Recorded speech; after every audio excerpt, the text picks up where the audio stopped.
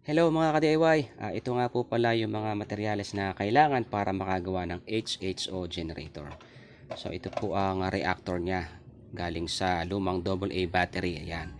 Kinuha ko lang po yung graphite rod or yung carbon rod ito. So ganyan po ang maging posisyon niya.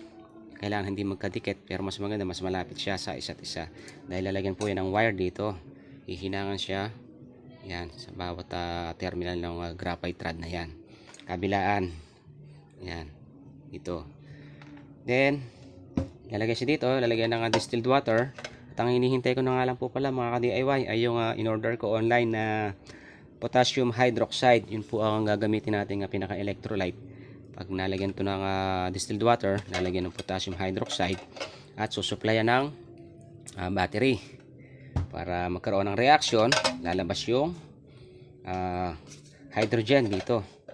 Kaya may hose na rin ako dito. So, butasan lang yan. Dito may dalawang terminal dito yan. Lalagyan ng papunta sa battery.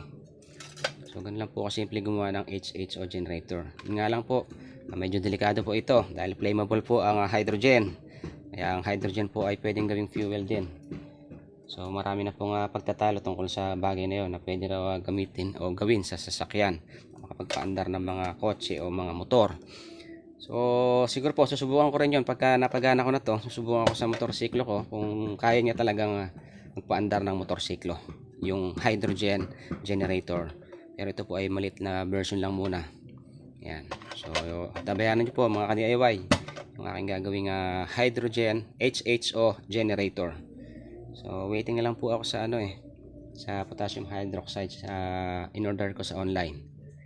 So thank you for watching and follow for more.